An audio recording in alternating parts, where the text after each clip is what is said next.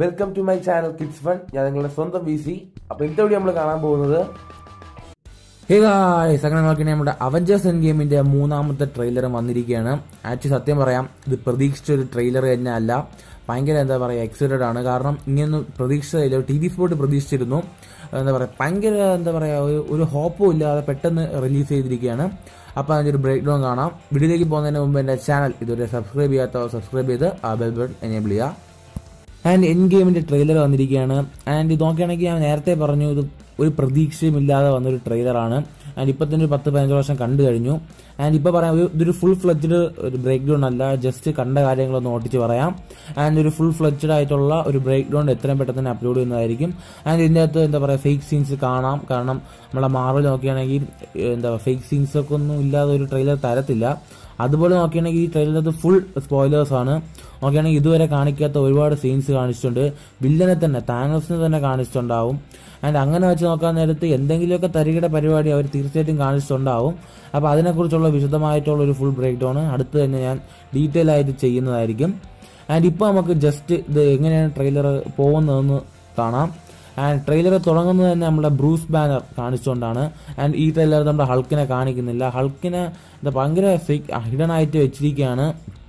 ഫാൻസിന്റെ ക്ഷമ പരീക്ഷിച്ചുകൊണ്ടിരിക്കുകയാണ് മാർവല്, Hulk ഫാൻസിന്റെ. And അങ്ങനെ ഇരിക്കും നമ്മളെ ബ്രൂസ് ബാനർ പറയുന്ന ഡയലോഗ് ഒക്കെ ആണെങ്കിൽ, അവൻ അന്വേഷിച്ച് പോകുന്നത് നമ്മൾ മരണത്തിനെ അന്വേഷിച്ച് പോകുന്നത് തുല്യമാണ് എന്നാണ് അദ്ദേഹം പറയുന്നത്. ആൻഡ് അതിന് നമ്മൾ വാർ മെഷീൻ റിപ്ലൈയും ചെയ്യുന്നുണ്ട്. അവൻ നമ്മുടെ ഫ്രണ്ട്സിനെല്ലാം കൊന്നു കളഞ്ഞു, ഇങ്ങനെ വിടാൻ കഴിയത്തില്ല എന്ന് നമ്മുടെ വാർ മെഷീനും പറയുന്നുണ്ട്.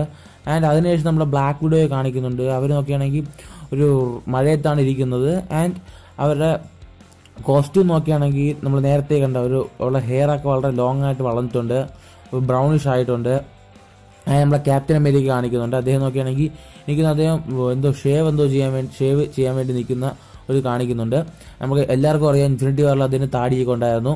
ആൻഡ് ഇപ്പോൾ അദ്ദേഹം ഷേവ് ചെയ്ത് കളഞ്ഞിരിക്കുകയാണ്. ആൻഡ് അതിനുശേഷം നമ്മുടെ നെബുല ആൻഡ് റോക്കറ്റ് രണ്ടുപേരെ കാണിക്കുന്നുണ്ട്.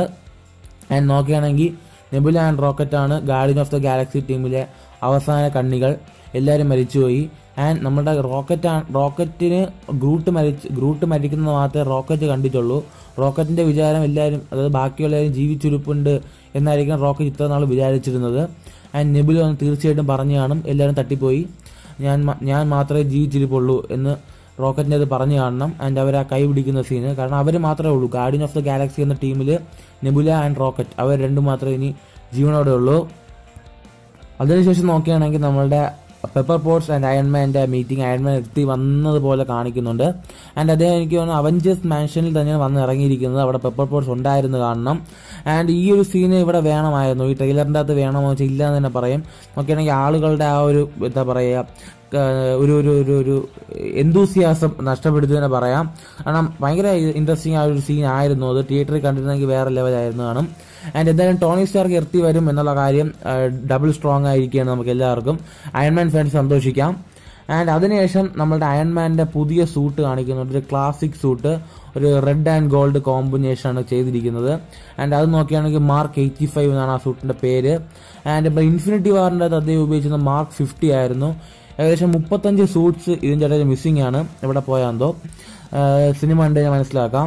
ആൻഡ് അതിനുശേഷം നമ്മൾ ഹോക്കായി കാണിക്കുന്നു. ഹോക്കായി നോക്കുകയാണെങ്കിൽ അദ്ദേഹത്തിൻ്റെ ആ ഒരു റോണിൻ ഫോമിലല്ല, ഹോക്കായി ഫോമിൽ തന്നെയാണ് ഇരിക്കുന്നത്. ആൻഡ് അതിനുശേഷം നമ്മളുടെ അവഞ്ചേഴ്സിനെ എല്ലാവരെയും കാണിക്കുന്നുണ്ട്. നമ്മളുടെ തോർ, റോക്കറ്റ്, നെബുല, അതുപോലെ തന്നെ ഹോക്കായി, ബ്ലാക്ക് വിഡോ, എല്ലാവരും അവിടെ ഉണ്ട്. ആൻഡ് അവിടെ ആരോ പ്രതീക്ഷ നിൽക്കുന്നുണ്ട്. നമ്മളുടെ ക്യാപ്റ്റൻ അമേരിക്ക ഇങ്ങനെ എണീറ്റ് നിൽക്കുന്നുണ്ട്, ബാക്കിൽ നമ്മൾ അയൺമാൻ നിൽക്കുന്നുണ്ട്. ആരെയോ പ്രതീക്ഷ നിൽക്കുകയാണ് അവർ. മേ ബി നമ്മളെ ക്യാപ്റ്റൻ മാർവലിനെ പ്രതീക്ഷ നിൽക്കുന്നതായിരിക്കാം. അതാണ് തോന്നുന്നത്. അവരെവിടെയോ പുറപ്പെടാൻ വേണ്ടി റെഡിയായി നിൽക്കുന്നു, ഇല്ലെങ്കിൽ എന്തോ ഒരു പ്ലാൻ കിട്ടിയിട്ടുണ്ട്, അതിനുവേണ്ടി റെഡിയായി നിൽക്കുന്ന ഒരു സീനാണ്. മേ ബി ഇവിടെ നമ്മളുടെ ക്യാപ്റ്റൻ അമേരിക്ക അവഞ്ചേഴ്സ് അസംബിൾ പറയുമോ? നമ്മൾ ഇതുവരെ ഒരു സിനിമയ്ക്കകത്തും അവഞ്ചേഴ്സ് അസംബിൾ എന്ന് അദ്ദേഹം പറഞ്ഞിട്ടേ ഇല്ല. ആൻഡ് ഇത് ഇതിന്റെ ഫേസിന്റെ എൻഡിങ് ആണ്, ഇതിലെങ്കിലും പറഞ്ഞിരുന്നെങ്കിൽ കൊള്ളായിരുന്നു. ആൻഡ് അതിനുശേഷം നോക്കുകയാണെങ്കിൽ നമ്മുടെ ക്യാപ്റ്റൻ അമേരിക്കയും അയൺമാനും മീറ്റ് ചെയ്യുന്ന സീൻ നോക്കുകയാണെങ്കിൽ, ഇതൊക്കെ തിയേറ്ററിലാണ് ഇത് കണ്ടിരുന്നതെങ്കിൽ തിയേറ്ററൊക്കെ പൂരപ്പറമ്പാവേണ്ട ഒരു സീനാണ്. കാരണം നോക്കുകയാണെങ്കിൽ ഇത് സിവിൽ വാറിന് ശേഷം ഇവർ തമ്മിൽ കണ്ടിട്ടേ ഇല്ല, സംസാരിച്ചിട്ടുമില്ല. എന്താ പറയുക, അപ്പം വലിയൊരു ഇവൻ്റാണ് ഇത്. സത്യം പറഞ്ഞാൽ ക്യാപ്റ്റൻ അമേരിക്കയും അയൺമാൻ വീണ്ടും മീറ്റ് ചെയ്ത് സംസാരിക്കുക എന്ന് പറയുന്നത്.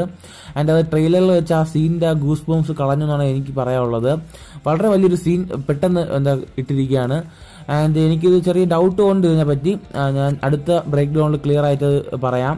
ആൻഡ് ഇവിടെ വെച്ച് നോക്കുകയാണെങ്കിൽ നമ്മുടെ ടോണി സ്റ്റാർക്കിന് കുറച്ച് വയസ്സായവരെ കാണിച്ചിട്ടുണ്ടാവും. അദ്ദേഹത്തിന്റെ ഹെയർ കുറച്ച് നരച്ചിട്ടുണ്ടാവും. മേ ബി ഇത് ഫ്യൂച്ചറിലുള്ള ടോണി സ്റ്റാർക്ക് ആയിരിക്കുമോ, അതൊരു ഡൗട്ടുള്ള കാര്യം തന്നെയാണ്. ആൻഡ് അതിനുശേഷം നോക്കുകയാണെങ്കിൽ നമ്മളുടെ ഷിപ്പ് കാണിക്കുന്നത് അത് ബെനേറ്റർ ഷിപ്പാണ്. അത് നമ്മുടെ അയൺമാൻ എർത്തിലേക്ക് വരുന്ന സീനാണ് കാണിച്ചിരിക്കുന്നത് ടൈം ജമ്പ് വഴി. ആൻഡ് നേരത്തെ ഹോട്ട്സ്പോട്ടിൽ കണ്ടിട്ടുണ്ടാവും നമ്മുടെ അയൺമാൻ അത് ഷിപ്പ് റെഡിയാക്കുന്നത്.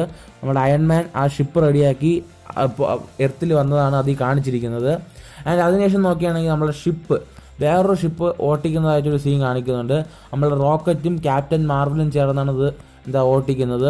ബാക്കിൽ നമ്മളുടെ ക്യാപ്റ്റൻ അമേരിക്കയും വാർ മിഷനെയും അതുപോലെ തന്നെ നമ്മളുടെ നട്ടാഷയും കാണാൻ കഴിയും. നിങ്ങളൊന്ന് ക്യാപ്റ്റൻ അമേരിക്ക സൂം ചെയ്ത് നോക്കുകയാണെങ്കിൽ ക്യാപ്റ്റൻ അമേരിക്കയുടെ സൂട്ട് നിങ്ങൾ ശ്രദ്ധിച്ചു കാണും. നമ്മളുടെ വിന്റർ സോൾജർ മൂവിക്കകത്ത് വന്ന സ്റ്റിൽത്ത് സൂട്ടാണ് യൂസ് ചെയ്തിരിക്കുന്നത്. പോസ്റ്റേഴ്സിലെല്ലാം അദ്ദേഹം വേറൊരു സൂട്ടാണ് യൂസ് ചെയ്തിരുന്നത്. ആൻഡ് ഇതിന് സ്റ്റിൽത്ത് സൂട്ട് യൂസ് ചെയ്തിരിക്കുന്നു. ആൻഡ് എനിക്ക് തോന്നുന്നു ഒരുപാട് സൂട്ട്സ് നമ്മളുടെ ക്യാപ്റ്റൻ അമേരിക്ക ഈ ട്രെയിലറിൽ യൂസ് ചെയ്തിട്ടുണ്ട്. 2-3 സൂട്ട്സ് മാറി മാറി യൂസ് ചെയ്യുന്നുണ്ട്. ആൻഡ് അതിനുശേഷം നോക്കുകയാണെങ്കിൽ